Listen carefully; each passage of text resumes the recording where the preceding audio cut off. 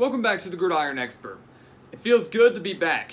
It's been a wild start to the new semester, so we apologize for the lack of content these past couple weeks, but it has been way too long since we've donned the suit and brought you some of the best college football content on YouTube. And that's exactly what we're going to be doing today, and that's exactly what we have planned for these next couple weeks as well. We have tons of content lined up for you guys, so I can assure you that there will not be a long break in production, a long break in content like you've had these past couple weeks. And we appreciate all of y'all's support and those of you that have stuck around during this tiny break. But we will have content nonstop over these next couple weeks. And any content, any suggestions you have as well, we want to hear from you guys to add to our list and continue our production all the way until summer when we once again hit prediction season. But today we are breaking down some more college football content with one of the biggest storylines over the past month or so, and that is the amount of quarterback transfers that we have seen. And we have a list of the key quarterback transfers up here, most of these regarding Power 5 schools. I know there have been others that we do not have up here on the board, but in my opinion, these were the biggest quarterback transfers, the ones that will have the biggest impact at the beginning of the 2019 season. And these quarterbacks up here are not ranked in any order whatsoever. We just put them up here. We are not ranking them in terms of how big of an impact we think they will make. But we're going to break down each and every one of them and kind of share our 2 cents and see what we think about these quarterback transfers and how can they help out their new team come 2019. So we're going to jump right on in, starting off with probably one of the biggest names in all of college football, one of the biggest transfers in all of college football, Jalen Hurts, transferring from Alabama over to Oklahoma. And that is a huge get for Lincoln Riley and the Sooners, who have relied on transfer quarterbacks pretty much since he took over as head coach. We know that what he did with Baker Mayfield was phenomenal, winning the Heisman. What he did last year with Kyler Murray, phenomenal, winning the Heisman again. Can he do the same thing with Jalen Hurts? Lincoln Riley, an offensive guru, an offensive mastermind, kind of a quarterback whisperer. Can he do the same thing with Jalen Hurts, a dual threat quarterback who, gets a lot of hate, in my opinion, He did get Alabama to 3 national championships. I know they lost to Deshaun Watson, what was that, back in 2016. I know that he was replaced by Tua Tagovailoa when they faced off against Georgia. And I know that he really didn't play much this past season with Tua Tagovailoa as starter. But when Tua went down with an injury in the SEC championship game, Jalen Hurts came in and was able to get Alabama to victory over Georgia in that championship game, which got them to the playoff, which got them to the national championship. And of course, we know that didn't end well. But Jalen Hurts, a very, very talented quarterback. Oklahoma returning a good number of starters that should be able to keep the offensive production going. And once again, they make them a threat in the Big 12 and potentially maybe make another return trip to the college football playoff. That would be 3 straight for Lincoln Riley. So that's a huge get for Oklahoma. Many thought Jalen might be going to Maryland or something like that, but the students were able to get him, and I'm very excited to see how he fares against some of these Big 12 teams, and can Oklahoma remain relevant in terms of on the national stage. So that's going to be huge for them. Down here, Justin Fields to Ohio State. Justin Fields transferring from Georgia, and we know how big of a recruit he was coming out of high school, how big of a deal it was for Georgia to get him. And Georgia was loaded at the quarterback position. They had Jacob Eason, they had Jake Fromm, they had Justin Fields. Things were looking good. Of course, Eason gets hurt, Fromm comes in, kind of takes the job and doesn't really look back. So Fields, kind of realizing that he wasn't going to get much playing time, decided that he was going to transfer, and he chose Ohio State, and that's huge for them because Ohio State, known for having some pretty good quarterbacks over the past couple years. He had Cardale Jones that won the national championship for him, J.T. Barrett, one of the best passers in Ohio State history, and then just recently, Dwayne Haskins, arguably one of the best statistical passers and quarterbacks in Ohio State history. So can Justin Fields keep that up? Of course, with a new head coach now in Ryan Day, now that Urban Meyer has retired. So this is going to be a very interesting kind of switch for Ohio State. Justin Fields, we know, very, very talented. But the thing below him there, Tate Martell transferring to Miami, that was kind of the funny storyline. Because if you remember, when Justin Fields announced that he was going to leave and go to Ohio State, Tate Martell was like, he hasn't put anything into this university. Why does he think he's going to come here and necessarily take the starting job? And within a week, Tate Martell left Ohio State and transferred down to Miami. So maybe he was told something that we were not, or maybe he feared Justin Fields. It was a very interesting scenario there that Tate Martell didn't even stick around, who had been waiting for his chance behind the likes of Dwayne Haskins, and not even trying to battle for that starting job against Justin Fields, who would be brand new to the program. So Ohio State, once again, should not lose any production on the offensive side of the ball, especially at the quarterback position. Justin Fields, we know what he's capable of, but I wouldn't expect any big numbers coming out of him like Dwayne Haskins. Yeah, it's going to take a little bit of time. Down here, Tate Martell to Miami. This is going to be huge for the Hurricanes because, Mark Richt decides to retire all of a sudden. That was a very, kind of shocking decision by him. But then Manny Diaz, who was going to go take the Temple job, comes back to take over as the head coach at Miami. He was the defensive coordinator with the Hurricanes. So you can expect this Miami team to once again be fairly solid on the defensive side of the ball, much like we've seen these past couple of years. Offensively, that was where they struggled. Tate Martell might give them that boost that they need there. A very solid quarterback, one that I think they have Dan Enos now down there as offensive coordinator, who did phenomenal things as Alabama's quarterback coach. So maybe he can do, he's quite the quarterback whisperer himself, so maybe he can get some things going for Tate Martell down there in Miami, and maybe make them relevant, much like they were, 2 years ago, where they were in the hunt for the college football playoff before they kind of collapsed there. I'm not saying that's necessarily going to be the case, but I think the defense will remain strong. They need an offense. They weren't getting production out of N'Kosi Perry. They weren't getting production out of Malik Rozier. Maybe Tate Martell is the answer. Maybe Miami can get back to an 8-9 win season, or maybe surprise us all like they did 2 years ago, and once again be competitive in the ACC. So a huge get for Miami, and obviously a huge for them as they usher in a new head coach and kind of a new era for the program. We have two Missouri quarterbacks here. Kelly Bryant transferring from Clemson, Sean Robinson transferring from TCU, and I was a little surprised to see Robinson transfer to Missouri considering that Kelly Bryant had gone there first. We can all agree that Kelly Bryant will be the starter for Missouri this year. I think it's a no-brainer. Sean Robinson, I think, is waiting for his chance. Kelly Bryant won't be sticking around for very long at Missouri, so Sean Robinson can kind of come in after him. So Missouri should be set at the quarterback position for the next couple of years. Kelly Bryant, obviously, that was the hot topic. That was the first major quarterback transfer that everybody was trying to get. Arkansas was trying to get him. Missouri was trying to get him. I think Oklahoma was in the mix. So everybody was trying to get Kelly Bryant, who was a solid quarterback, led Clemson to an undefeated regular season, and all the way to the college football playoff just 2 years ago before falling to Alabama in that semifinal game. So Kelly Bryant is a proven quarterback. He's a talented quarterback, just got beat out by a much better quarterback in Trevor Lawrence, and we know how good he is. We saw his performance in the national championship game. So Missouri should be set, like I said, the quarterback position for a while. This is a major get for them. We're trying to replace a star quarterback in Drew Lock. Kelly Bryant, in my opinion, is nothing compared to Drew Lock in terms of his accuracy and the long ball, but he's a little more dual threat, and that's going to benefit Missouri a lot here, who's obviously trending up. Had a devastating bowl loss, I know, to Oklahoma State, but it's been trending up under Barry Odom. Sean Robinson, same thing. We probably won't see much of him this season, but maybe next season he would play a major role for the Tigers.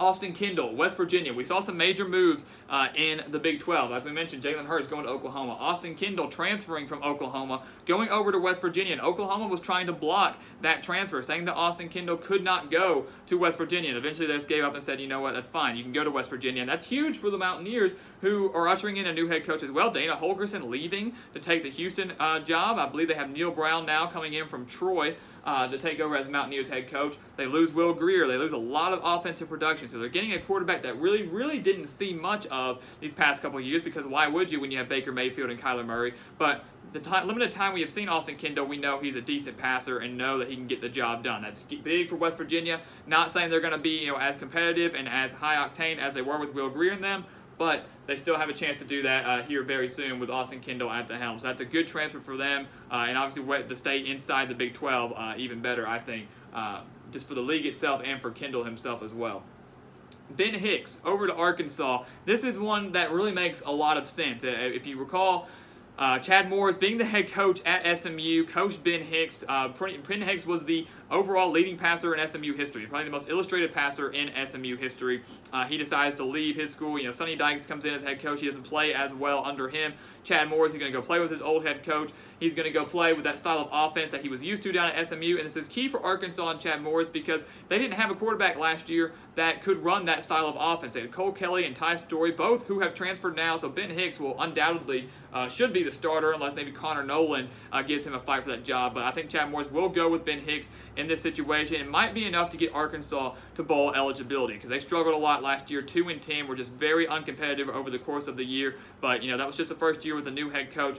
Ben Hicks might be able to get them to 5, maybe 6 wins. Hopefully get the Razorbacks to bowl eligibility there. But that is the answer to Chad Morris's problems, at least for the 2019 season. Another move in the Big 12, Alex Delton coming over from Kansas State. Going over to TCU, Kansas State to TCU, as we mentioned, a lot of moves in the Big 12 here. Sean Robinson from TCU to Missouri. Delton had played well at Kansas State. An interesting move to go over to TCU, once again staying in the Big 12. But TCU, their quarterback struggles were horrendous. We saw that in the Cheez-It Bowl. We know how bad it was in the Cheez-It Bowl, and we can expect maybe a little bit more production, a little bit better performances out of their quarterbacks now that Delton has come over there, had experience playing in the league, has experience facing off against TCU, kind of knows kind of what they're all about. Like I said, not a bad quarterback at all. He probably could have stayed at Kansas State, but I admire his choice to go and stay in interleague, and hopefully it can make an impact for TCU, who had a bit of a disappointing season this year. Up here towards the top, Riley Neal, Vanderbilt, another move in the SEC. Riley Neal coming over from Ball State, one of the better passers, I believe, in Ball State history. Put up some big stats there. And that's big for Vanderbilt because they lose their one of the best passers in their history in Kyle Shermer. So once again, replacing him, Derek Mason had the Commodores on the right track, lost a devastating bowl game to Baylor in the Texas Bowl. That was our #1 bowl game of the entire postseason when we ranked our top 10. Riley Neal should come in, be able to pick up the slack that they will lose in Kyle Shermer. We know Vanderbilt has not always been known as an offensive team. You know, I think we're going to see a little bit more of that this year. They've definitely proved us wrong with Keyshawn Vaughn at running back. You know, he scorched Baylor, scorched Arkansas, really kind of came alive that second half of the season, so they're going to have him back at running back there, a solid quarterback, and usually a fairly solid defense under Derek Mason. Vanderbilt could be in line for another bowl berth if Riley Neal lives up to the hype. Brandon Wimbush going over to UCF. This was a move that I really, really love. This was one of the, I think, better transfers of this entire, transfer portal, this entire season, because we know Mackenzie Milton went down with a gruesome leg injury in the season finale against South Florida. Whether or not he will be back for the start of the 2019 season, we do not know. But Central Florida, lost to LSU, snapped their win streak in the Fiesta Bowl, although it was close, only losing by 8. They have Mackenzie Milton whenever he gets back healthy. They have Daryl Mack, who picked up the slack when Mackenzie Milton got hurt. He was the one that led them to the American Athletic Conference Championship game, beat Central South Florida, and then gave LSU a decent fight. So he's dual threat, has a decent arm. Brandon Wimbush going to probably be fighting him for that job in case Mackenzie Milton isn't healthy at the time, but UCF will be set at the quarterback position regardless of who they go with. I'm very curious to see the battle between Wimbush and Mack, who Josh Heupel decides to choose in that situation, and if any of these other quarterbacks will end up transferring after he decides on one. So that's going to be a lot of fun to watch down there. Maybe Central Florida will start a new win streak of their own. The schedule this season is not going to be very beneficial to them. They play Stanford and Pittsburgh on top of all their American Athletic Conference opponents. But hey, who knows? Anything can happen. They have tons of quarterbacks to get the job done. Jacob Eason to Washington. This is not one that happened this year. We know Jacob Eason transferred last year but had to sit out the season. Huge for Chris Peterson in Washington, though, because one of the best passers in Washington history, Jay Browning, is departing, so they can now replace him with Jacob Eason, who was a highly touted recruit and played extremely well at Georgia his freshman year before losing the job to Jake Fromm. So this is going to be huge for Washington, who's going to try to compete once again for another Pac-12 title, but is going to go up against the likes of someone like Oregon and Justin Herbert, arguably one of the better quarterbacks in all of college football going into 2019. So this is going to be huge if Washington wants to stay relevant and compete for another Pac-12 championship. Jacob Eason's going to be the man. They lose a lot of offensive production, so I would expect Chris Peterson to rely a lot on him. He's been with the program for a year. He just had to sit out, so it's not like he's going to be new to anything. This is going to be huge for the Huskies. I'm curious to see how things play out. I would expect somewhere around another 8-9 win season. I wouldn't expect anything huge out of him in his first year as starter for Washington. But Chris Peterson, an offensive-minded coach, we always know he gets the best out of his players. And then finally, Hunter Johnson going over to Northwestern, him coming from Clemson. As we know, he was backing up Kelly Bryant and Trevor Lawrence, and no one's going to overtake Trevor Lawrence at this time. So a very smart move for him to go over to Northwestern, who also loses another star quarterback in Clayton Thorson. So he should be able to be starter there. I believe Hunter Johnson came in when Trevor Lawrence went out, led the Tigers to that win over Syracuse. I know Travis Etienne picked up a lot of slack there too, but still was able to get the job done there. Give him time over at Northwestern, but I think in time he will be a solid quarterback and will be able to get Northwestern to remain relevant in the Big Ten. They did make the Big Ten championship this year, if only they can win those non-conference games. But Hunter Johnson coming in to take over for another star quarterback there, that's huge for Pat Fitzgerald and this Wildcats team. And then down here at the bottom, we have 3 other quarterbacks listed. Obviously, no teams yet. Shane Buechele from Texas, Nick Starkel from Texas A&M, and Josh Jackson from Virginia Tech. All very, very solid quarterbacks, but have yet to decide on where they will be transferring. They've all announced the intention to transfer. We'll all have a couple of years of eligibility left, but where will they go? And, of course, we'll keep you updated on that. I'm sure you will see that through other news sources as well. But all of these guys can make major impacts. But a lot of the major Power 5 schools have been taken. So will they go to another Power 5 school and serve as a backup, wait in the wings for their chance maybe in 2020? Or will they go to maybe a Group of 5 school and try to make an impact there? We're going to have to wait and find out. But all of these quarterbacks, very talented, and will make an immediate impact wherever they decide to go. And I'm very curious to see where that will be for those 3. Like I mentioned, these are not our rankings. We just broke down all of these quarterbacks. We did not rank them in any way. And of course, these are not all of the quarterback transfers that have happened over this offseason. But these, in our opinion, are the biggest ones and the ones that we believe can make the biggest impact at the beginning of the 2019 season. So it's going to be a lot of fun, a lot of big names out there. And I can't wait to see how these quarterbacks fare in 2019. Can they get their team to a bowl game? Because for some of these schools, that's all they can hope for. Or for some of these quarterbacks, can they get them back into college football playoff contention, such as Justin Fields, Jalen Hurts? You can even make a case for Jacob Eason or Tate Martell. So can these quarterbacks get them to national relevancy, or will this not work out? It's an interesting experiment, but it's going to be a lot of fun. These quarterback transfers are always fun to keep up with, and I can't wait to see how everything plays out. And as we mentioned, we have a lot of content lined up here. We apologize for the long break. We are glad to be back. We will not be having a long break like that again, at least for a very long time. We've got the Super Bowl coming up. We will have a Super Bowl prediction and a Super Bowl recap. We will be ranking all of the Power 5 coaches by conference. We will rank all the SEC coaches, all the Big Ten coaches, so forth and so on. Any suggestions you guys may have, please leave those in the comments below. We are always looking for suggestions to keep us going all the way up until prediction season, when we can start the cycle all over again and get prepared for, once again, for college football in 2019. So as always, please continue to like, comment, and subscribe, and we will see you next time on the Gridiron Expert.